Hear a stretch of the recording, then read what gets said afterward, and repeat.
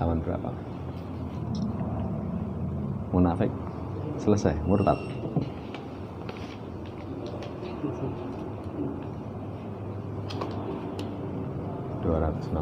Iya. 116. Assalamualaikum warahmatullahi wabarakatuh. Innal hamdalillah nahmaduhu wa nasta'inuhu wa nastaghfiruh wa na'udzu billahi min sururi anfusina was sayyiati a'malina. May yahdihillahu fala mudilla lah wa may yudlilhu fala hadiya lah. Wa asyhadu an la ilaha illallah wahdahu la syarika lah wa asyhadu anna Muhammadan abduhu wa rasuluh. Allahumma shalli ala Muhammad wa ala ali Muhammad. Allahumma anfa'na bima 'allamtana wa 'allimna ma yanfa'una wa zidna ilma. Ma'asyiral muslimin rahimani wa rahimakumullah. Melanjutkan pembacaan kitab Aqidati Tauhid karya Dr. Shalih Fauzan hafizahullah taala. Pembahasan terakhir berkaitan tentang ar-riddatu wa aqsamuha wa akamuha. Murtad, pembagiannya, hukum-hukumnya. Kemarin Dr. Shalih Fauzan terangkan seseorang murtad itu pertama karena sebab ucapan, seperti mencaci Allah, Rasulnya, para malaikat, seperti mendakwa perkara yang gaib, mendakwa kenabian. Jamaah hormati, itu bisa mengantarkan murtad. Yang kedua bisa dengan perbuatan. Perbuatan itu seperti sujud kepada berhala, kepada kuburan, menyembelih untuk kuburan, melemparkan mushaf di tempat-tempat yang kotor. Itu bisa mengantarkan murtad. Yang ketiga, bisa dengan keyakinan. Seseorang meyakini adanya sekutu bagi Allah, meyakini yang haram itu halal, yang halal itu haram. Keyakinan zina, khamar, riba halal, itu murtad. Kemudian yang keempat, murtad itu bisa dengan syak, ragu-ragu tentang pengharaman syirik, pengharaman zina, keraguan-raguan, ragu-ragu tentang risalah Nabi Shallallahu Alaihi Wasallam. Itu juga perkara yang mengantarkan murtad. Yang terakhir, murtad itu bisa meninggalkan, seperti meninggalkan sholat muta'ammidah, dengan sengaja. Itu penulis kuatkan menjadikan pelakunya terjatuh dalam murtad. Ini 5 poin disampaikan oleh beliau. Masuk pada halaman sabi'ata asrata ba'dal mi'ah 117. Ahkamu hallati tatarattabu 'alaiha ba'da subutiha. Hukum-hukum yang diakibatkan atasnya setelah tetap orang tersebut murtad. Apa konsekuensi hukum ketika seorang itu murtad? Pertama, saudara yang saya hormati, istitabatul murtadi, diminta tobat. Fa in taba wa raja'a ila Islam fi halali salasati ayyam qabila minhu dzalika wa turika. Dan jika dia bertobat kembali kepada Islam di tengah waktu 3 hari. Jadi dikasih waktu 3 hari. Kamu mencaci syiar agama, murtad. Ayo tobat. Mulai jam ini, detik ini, 3 hari ke depan. Kalau misalkan belum genap 3 hari, dia bertobat, diterima, kemudian dibiarkan. Apa tobatnya orang yang murtad? Pertama, jamaah hormati, sebagaimana syarat tobat secara umum. Menyesal, berjanji tidak akan mengulangi, kemudian ikhlas, pintu tobat belum tertutup. Semua syarat-syarat tobat terpenuhi. Ditambahkan lagi, kalau murtad itu bentuk tobatnya mengulangi 2 kalimat syahadah. Karena syahadatnya batal, berarti diulangi 2 kalimat syahadat. Kemudian ditambahkan lagi sebab kemurtatannya itu apa? Kalau sebab kemurtatannya itu meyakini yang halal itu haram, kemudian dia kesana kemari mengatakan roti tepung itu haram, padahal roti hukum asal halal. Setelah tegak hujah dia murtad, dia bertaubat. Dia mengikrarkan 2 kalimat syahadat. Setelah itu dia benahi roti itu halal. Itu nanti dilihat penyebab kemurtatannya. Jamaah hormati, ini konsekuensi hukum yang pertama. Kemudian idza aba ayatuba wajaba qatluhu. Liqauli sallallahu alaihi wasallam, man baddala dinah faqtuluhu. Kalau enggan bertobat, maka wajib dibunuh. Siapa yang punya wewenang membunuh? Penguasa muslim. Kalau misalkan ada orang muslim yang saking cemburunya kemudian membunuh, ya asalnya dia keliru karena bukan wewenang dia. Tapi kalau sudah terlanjur membunuh, apa dikisos? Nggak bisa, karena dia murtad. Kisos itu kalau orang dibunuh bukan karena hak Islam. Jamaah hormati, wajib dibunuh. Sebagaimana kata Nabi, man baddala dinah faqtuluhu. Siapa yang mengganti agamanya, bunuh dia. Kasih waktu 3 hari. Mas, telung dino waktumu. Tobat, urip. Tapi nggak tobat, nanti dibunuh. Yang melakukan eksekusi penguasa muslim. Ini yang kedua. Kemudian yang ketiga, yumna'u minat tasarrufi fi malihi fi muddati istitabatihi. Fa in aslama fa huwa lahu wa illa sara fai'an li baitil mal min hini qatlihi aw mautihi ala riddah wa qila min hini irtidadihi yusrafu fi masalihil muslimin. Poin yang ketiga, konsekuensi hukum ketika orang murtad itu dihalangi menggunakan hartanya selama masa diminta tobat. Berarti selama 3 hari disita, gak boleh memanfaatkan hartanya. Kalau masuk Islam, kembalikan. Tapi kalau setelah 3 hari tetap murtad, maka hartanya itu menjadi harta fai', dimasukkan kepada baitul mal. Sebagian mengatakan semenjak dia dihukum bunuh, atau misalkan belum dibunuh sudah mati, ya 2 hari kasih kesempatan untuk bertobat, malah mati. Berarti semenjak itu hartanya itu dimasukkan kepada baitul mal. Saudara yang saya hormati, ini konsekuensi hukum yang ketiga. Sebagian ulama mengatakan semenjak murtad hartanya dialokasikan kepada kemaslahatan kaum muslimin. Ini berarti lebih lama. Ini konsekuensi yang keempat. Konsekuensi yang ketiga. Konsekuensi yang keempat, inqita'u tawarusi bainahu wa baina aqaribihi fala yarithuhum wa la yarithunahu. Terputus saling mewarisi antara dia dan antara kerabatnya. Tidaklah dia mewarisi dari kerabatnya, kerabatnya pun juga tidak mewarisi darinya. Karena kalau sudah murtad, itu orang kafir tidak mewarisi muslim, orang muslim tidak mewarisi kafir. Lalu hartanya kemana? Nanti dimasukkan ke baitul mal. Ini saudara yang saya hormati, poin yang keempat.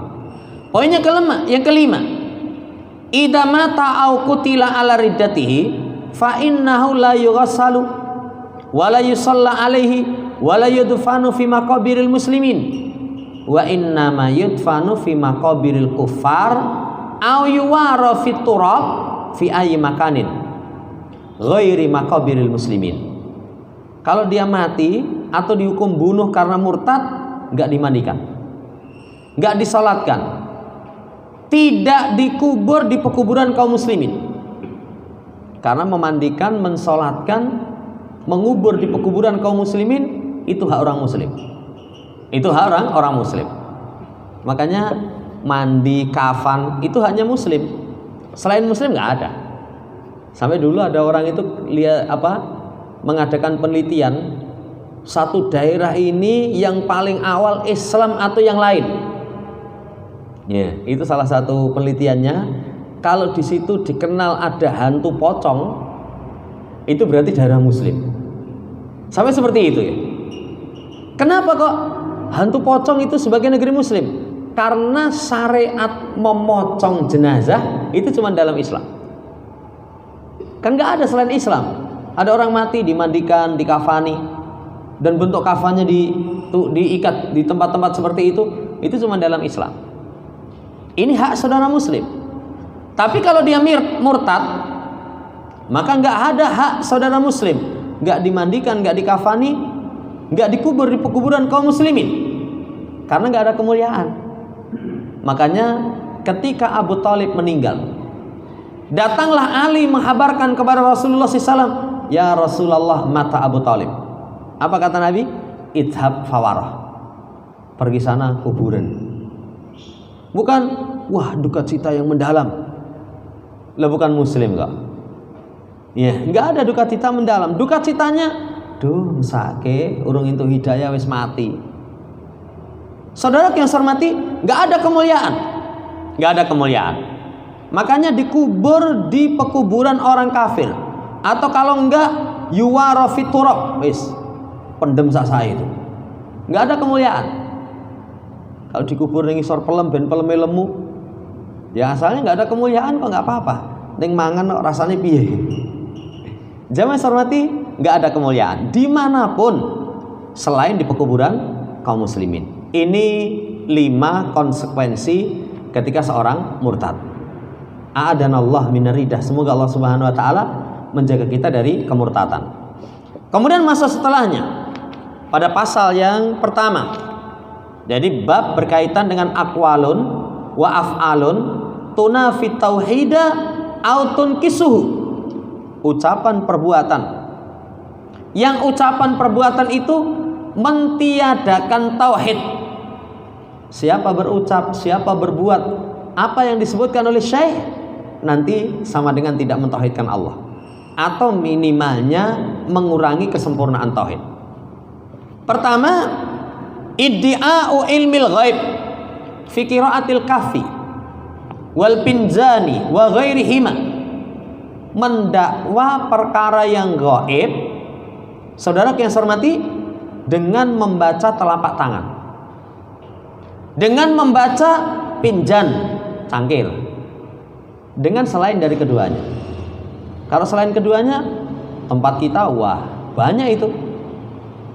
Membaca, mendakwa perkara yang gaib, telapak tangan, weton. Wetonnya apa ini? Oh, wetone 31 Juli. Oh, wetone 5 Agustus. Oh, berarti bintangnya skuter. Ada bintang skuter ya? Scorpio. Yeah. Nanti diramal. Oh, masa depan ini suram. Saudara yang saya hormati, itu mendakwa perkara yang gaib. Dakwahan perkara yang gaib itu termasuk perkara yang bisa tunafi tauhid, menafikan tauhid. Menafikan tauhid. Apa yang dimaksud dengan gaib itu? Ma ghaba 'anin nas minal umuril mustaqbalati wal madiyati wa ma la yarawnahu. Gaib itu adalah sesuatu yang manusia tidak mengetahui, perkara yang akan datang, rahasia Allah Subhanahu wa ta'ala. Perkara masa lalu. Masa lalu itu kita nggak tahu itu. Kan kalau masa lalu sangat jauh dengan kita bisa tahunya hanya dari tulisan buku yang dia tinggalkan. Kalau nggak tulisan buku, petilasan-petilasan. Kanjeng Sunan itu misalkan dulu pernah ada. Iya pernah. Mana buktinya? Ini ada hasil karya kitab-kitab misalkan. Kalau enggak ini petilasannya ini bangunannya ini, iya ini tinggalan itu. Dari mana kamu tahu? Itu ada tulisan-tulisan. Saudara yang saya hormati, tapi kalau enggak ada, dari mana kita tahu? Kisah Nabiullah Nuh, kisah Nabiullah Musa, kisah Nabiullah Ibrahim, itu perkara gaib. Nabi Muhammad SAW tahu karena wahyu. Perkara gaib itu wa ma la yarawnahu, apa yang mereka tidak lihat. Cuman kalau yang tidak dilihat oleh kita itu bisa maknanya gaibnya gaib nisbi. Gaib nisbi itu sebagian orang tidak tahu, sebagian yang lain mungkin tahu. Kayak sekarang kejadian yang di Papua, di sini kita nggak tahu, tapi orang yang di sana tahu. Bagi kita yang di sini gaib secara nisbi. Bagi orang sana tahu. Kayak misalkan barang yang tercuri, kita nggak tahu, tapi bagi orang tertentu, oh saya tahu itu. Loh kamu tahu dari mana? Loh itu tak pasang CCTV. Saudara yang saya hormati, itu juga pembahasan gaib. Makanya nanti termasuk tukang sihir itu menghabarkan sesuatu yang hilang. Sesuatu yang hilang itu berarti mendakwa tahu perkara yang gaib. Walaupun berulang kali ternyata apa yang mereka dakwahkan itu dusta. Oh, sing nyolong iki tribane dudu. Ya, itu sudah bikin permusuhan saja. Wallahu ta'ala alam, itu berkaitan dengan gaib. Waqad ihtasallahu ta'ala bi ilmihi. Sungguh Allah khususkan ilmu gaib itu di sisi Allah Subhanahu wa taala. Qul la ya'lamu man fis samawati wal ardil ghaiba illallah. Katakan Muhammad, tidak ada yang tahu siapa yang di langit dan di bumi perkara gaib kecuali hanya Allah. Nanti kunci perkara gaib itu 5. 1. Kita tidak tahu hujan turun mendatangkan barokah itu di mana? Itu rahasia Allah. Kedua, di bumi mana kita mati?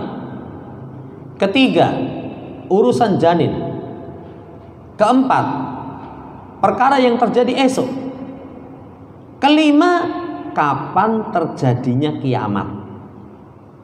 Ini 5 ini termasuk perkara gaib. Jamaah hormati, kita ulang. Tadi sampaikan pertama, termasuk perkara gaib itu hujan yang menurunkan barokah. Itu ilmu indallah. Ilmunya di sisi Allah Subhanahu wa taala. Terkadang orang memandang, wah ini mendung gelap, itu mendatangkan barokah. Belum tentu, ada bisa kok. Yang kedua, berkaitan tentang misalkan janin. Di dalam kandungan itu usia 40 hari yang ketiga, 120 hari. Katbi rizkihi wa ajali wa amali syaqiyun au sa'idun. Ditulis rezekinya, ajalnya, amalnya, bahagia atau sengsara. Itu gaib itu. Kita tidak mengetahui. Bumi mana seseorang mati? Rahasia Allah. Kadang seseorang itu ketika ditakdirkan mati di satu tempat, ada saja sebab yang membawa ke situ. Kalau pertemuan yang lama itu pernah kita kasih contoh, sak kampung piknik. Orang itu nggak pernah kepikiran sok jatahmu mati neng kono itu. Ada sebab itu. Kalau memang seseorang ditakdirkan mati di satu tempat, ada sebab yang membawa ke situ. Saya kemarin ada cerita seseorang punya kerabat meninggal. Itu jam meninggalnya itu di satu tempat. Ya itu dari rumah itu esok itu suatus. Udah mangkat ngopo selak telat. Padahal waktunya itu biasanya bukan waktunya untuk kesana di jam-jam itu. Taruhlah kita misalkan biasa masuk kerja jam 8. Itu esok itu ayo ndang atus ndang siap-siap ndang mangkat. Ternyata jadwal ajalnya di sana jam tertentu. Sampai itu gaib itu. Saudara yang saya hormati, ilmunya di sisi Allah. Iya. Demikian pula fala ya'lamul ghaiba illallah subhanahu wa ta'ala. Qad yutali urusulahu ala ma yasha min ghaibihi li hikmatin wa maslahatin. Perkara gaib itu nggak ada yang tahu kecuali Allah. Akan tetapi terkadang ditampakkan kepada utusannya atas apa yang Allah kehendaki dari perkara gaib. Li hikmatin wa maslahatin. Karena satu hikmah, karena satu kemaslahatan. Karena satu hikmah, karena satu kemaslahatan. Contoh, seseorang masuk jannah, masuk neraka, itu rahasia Allah Subhanahu wa ta'ala. Kita tidak tahu, tapi kadang Rasul memberitakan fulan min ahli jannah, fulan min ahli jannah. Kok Nabi tahu? Wahyu. Itu wahyu dari Allah Subhanahu wa ta'ala. Makanya kita Ahlussunnah kalau memastikan orang di jannah nggak boleh, karena kita nggak tahu. Kita hanya bisa berharap rahimahullah, rahimahullah, semoga Allah merahmatinya, semoga Allah masukkan dia ke dalam jannah. Tapi memastikan nggak. Tapi kalau selain Ahlussunnah, as-syahid, langsung memberikan gelaran sementara tidak ada hadis yang menjelaskan dia itu matinya mati syahid. Saudara yang saya hormati, ini. Jadi kalau ada sebagian rasul yang Allah beritahukan karena hikmah dan kemaslahatan. Karena hikmah dan kemaslahatan. Contoh Nabi Khidir. Nabi Khidir itu dihabarkan perkara-perkara akan datang. Nanti kapal ini akan dirompak di sana. Kan nggak ada yang tahu, tapi beliau tahu, mendapatkan wahyu. Anak ini kalau nggak dibunuh, nanti tuanya, besarnya itu bisa menjadikan orang tuanya kufur. Iya. Kalau kita nggak boleh, ya anak pateni wae. Ngopo? Wis ben nyeret wong tuane di kafir. Dari mana kita tahu? Bisikan iblis itu yang bisiki. Tapi kalau para nabi, para rasul itu li hikmatin adzimah. Alimul ghaibi fala yudhiru ala ghaibihi ahadan illa man irtada min rasul. Dialah Allah yang mengetahui perkara yang gaib dan tidak dinampakkan kegaibannya itu seorang pun kecuali siapa yang Allah ridhoi dari kalangan para rasul. Zaman hormati nggak dinampakkan kecuali orang pilihan membawa risalah. Allah tampakkan kepada siapa yang Allah kehendaki perkara yang gaib. Itu yastadilu ala nubuwatihi bil mu'jizat, untuk menunjukkan kenabiannya itu dengan mukjizat.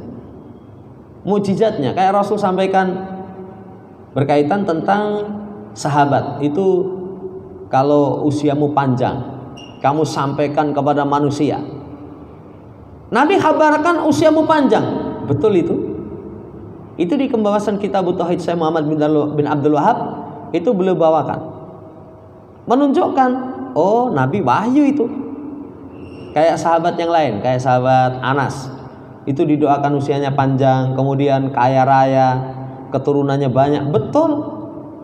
Kok Nabi tahu? Wahyu.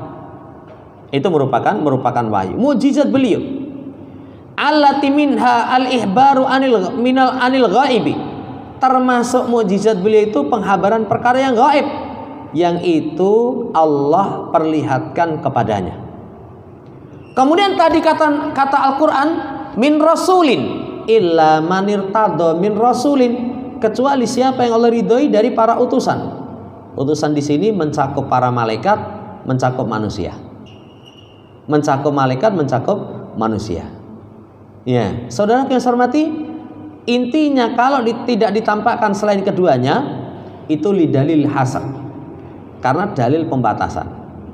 Maka siapa yang mendakwa tahu perkara yang gaib, bi ayyi wasilatin minal wasaili ghairu mastasnahu Allahu min rusulihi, mendakwa perkara yang gaib dengan wasilah apapun tanpa yang dikecualikan oleh Allah para utusan, maka kadibun kafirun, pendusta kafir. Lah kalau orang Islam kok sekarang mendakwa tahu perkara yang gaib, itu berarti pendusta kafir. Baik dakwaan itu biwasitati qiraatil kaf, dengan perantaraan membaca telapak tangan. Didelok. Oh, garis tangan mungkin malang no. Masa depanmu itu malang. Jadi bukan Surabaya, waduh Malang, sial. Tapi begitu dilihat, garis tanganmu itu mujur itu kamu akan beruntung. Saudara yang saya hormati, seperti itu orang yang mendakwa itu kadib kafir. Kadib atau kafir. Dengan pinjan, dengan cangkir. Nanti kalau perluas dengan cermin. Dengan cermin, dilihat di cermin itu masa depan seseorang. Mesake. Zaman saya hormati, kadib kafir. atau bisa juga dengan kahana atau dengan perdukunan. Dengan perdukunan, saudara yang saya hormati, dengan sihir, dengan tanjim. Dengan sihir, dengan tanjim. Tanjim, perbintangan, kuat itu. Atau selain dari itu. Wa hadzal ladzi yahsulu min ba'dil musyawwidin wad dajjalin. Dan yang diperoleh dari sebagian musyawwidin, jadi tukang sulap, dajjal, pembohong-pembohong, menghabarkan tentang tempat sesuatu yang hilang. Kan tadi disebutkan, apa sih perkara gaib itu? Perkara gaib itu, satu, semua urusan yang akan datang. Dua, semua urusan masa lalu. Tiga, urusan yang tidak diketahui, tapi dengan istilah gaib nisbi. Keempat, semua yang Allah sebutkan berkaitan dengan kunci perkara gaib. 5. Nah, termasuk padanya ada yang menghabarkan barang yang hilang. Saudara yang saya hormati, ini termasuk dajjalin, pendusta. Termasuk pendusta. Karena ada di masyarakat, lah sing ilang apa? Ono golek ubur rampene itu. Golek ubur rampene. Setelah itu dilihat-lihat, diterawang-terawang, ya. Barangmu itu masih di sana. Ya, sing nyolong itu ini dan ini. Saudara yang saya hormati, itu biasanya dengan perantaran syaitan. Walaupun berulang kali luput. Saya pernah kasih contoh. Dulu itu ada orang, ya, di tempat yang di situ diterkenal dengan tikungan maut. Ngisore itu ada apa? Ada sendangnya atau apa itu, airnya banyak, dianggap angker. Pas ning kono telepon bojone, ya setelah telepon bojone itu tahu-tahu gitu. Terus motornya ditinggal ning kono, sak helme. Wah, orang mengira orang ini kecelakaan nyemplung ke dalam sempat yang dianggap angker itu, nyemplung ning sumur itu. Di tempat apa? Airnya itu, sendangnya itu. Akhirnya semua dukun itu menebak, oh ini masih di dalam, ini disembunyikan. Bareng setelah heboh rame, dia menyerahkan diri ke polisi. Tribakne mlayu nggone mbok enom. Dukune keweleh itu. Dukune keweleh. Saudara yang saya hormati, seperti itu termasuk saudara yang saya hormati dajjalin. Berarti sampai jinnya kapusan ya. Kapusan. Nah, itu banyak. Tapi kalau enggak dengan sistem seperti itu, enggak masuk. Apa contoh? Dulu di daerah kami Tawangmangu itu ada orang yang kehilangan sepeda motor. Sepeda motor. Tapi ada orang yang kenal penadah. Colong, ya. Dulu enggak tahu, pokoknya tak telepon boloku sing ning Solo gitu. Dia telepon, "Anu motor hilang wis 2 dino iki." "Anu urung distorke rene," katanya. Durung distorke rene. Ternyata ada. Jadi nanti setelah itu mbuh piye carane itu. Durung distorke, "Gore ono wis ning kono itu." Bener itu. Dicari gitu ternyata disembunyikan di rumah kosong. Berarti ada kalau seperti itu. Wah, iki wonge dajjalin, bukan. Karena dia kalau barang sing nyolong itu mungkin dia punya jaringan, biasanya setorke kene. Ya urung setorke kene, berarti urung gorene. Kembali saudara yang saya hormati, itu termasuk cabang-cabang dari mendakwa tahu perkara yang gaib. Demikian pula an asbabi ba'dil amrad, sebab-sebab sebagian penyakit. Ini juga bikin kacau ini. Dengan mengatakan fulan amilalaka kada wa kada famaritta bisababihi. Fulan itu telah melakukan untukmu demikian. Akhirnya kamu sakit. Jadi kowe itu disantet itu. Kamu itu disaingi. Padahal belum jelas. Belum jelas. Innama hadzal istighdamil jin. Innama hadza listighdamil jin. Karena sebab pertolongan jin, pertolongan syaitan. Yudhiruna linnas anna hadza yasululahu. Mereka tampakkan kepada manusia ini ya yang didapat dari mereka. Dengan jalan mengamalkan sesuatu dari bab tipu daya, dari bab makar. Hati-hati itu. Itu semua termasuk perkara yang terlarang dalam syariat. Perkara lain dalam syariat. Makanya dalam syariat, jangankan kau hanya kira-kira, mendakwah. Itu orang mendakwah itu harus mendatangkan saksi. Orang yang dituduh sumpah. Orang yang dituduh sumpah. Berapa waktu yang lalu itu ada kejadian, ya, orang melihat orang tersebut melakukan. Cuman begitu mau diangkat, ini pelakunya ini. Nggak ada bukti ketika dia ngambil, nggak bisa itu. Kalau dalam syariat orang menuduh, kamu lakukan ini dan ini, mana buktinya? Kalau nggak bisa mendatangkan bukti, maka nanti yang dituduh diminta sumpah. Kalau yang dituduh bersumpah, demi Allah saya tidak melakukan, sudah selesai. Sudah selesai. Jamaah hormati, hati-hati ini. Kemudian dibawakan ucapan Syaikhul Taimiyah, kuhan kana yakunu li ahadim qarin minasyayatin. Dukun itu ternyata setiap satu dari mereka itu ada qarin dari kalangan syaitan. Ya, ada qarin dari kalangan syaitan. Menghabarkan kebanyakan perkara yang gaib. Kadang perkara yang gaib itu seakan-akan ini bentuk pengobatan. Kadang pengobatan lewat telepon bisa. Ibu sakitnya apa? Darah tinggi. Ibu di rumah suka marah-marah dengan suami ya. Dari mana coba taunya? Ada jin korennya yang kasih kabar. Kawaleh itu ketika meruqyah ketahuan. Oh, ternyata pengawalnya banyak. Jin podo jin kan nyawang. Saudara yang saya hormati, kuhan itu seperti itu. Menghabarkan perkara yang gaib, mencuri berita dari langit. Tapi ingat, yahlituna sidqa bil kadhib. Mereka campur kebenaran itu dengan kebohongan. Ya, mereka campur kebenaran itu dengan kebohongan. Kalau satu kali benar, ya mungkin itu saya ngepas. Tapi 99 dusta. Dalam Islam nggak boleh percaya. Perdukunan itu wajib kita tinggalkan, kita kufuri. Kan misi dakwah para rasul, ani'budullaha wajtanibut taghut. Sembah Allah, tinggalkan taghut. Taghut itu salah satunya kuhan. Itu saudara yang saya hormati demikian.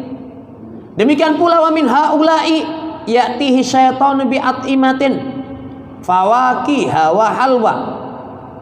Kadang dari mereka ini syaitan datang itu dengan makanan, dengan buah-buahan, dengan manisan. Karomah tenan.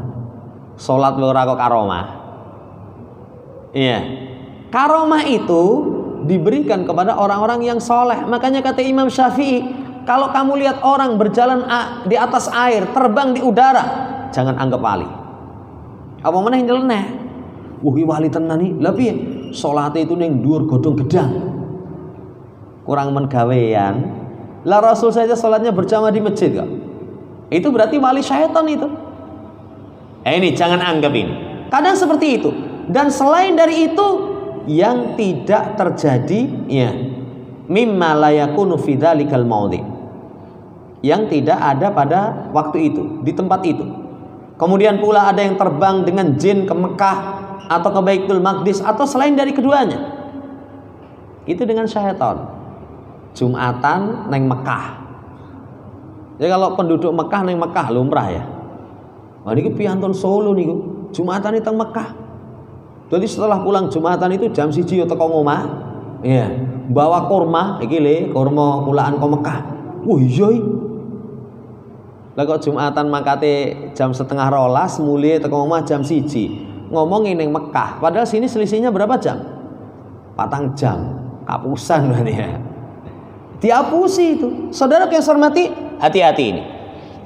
Demikian pula yang menghabarkan lewat perbintangan itu punya keyakinan ahwalul falakiyah alal hawadisil ardiyah.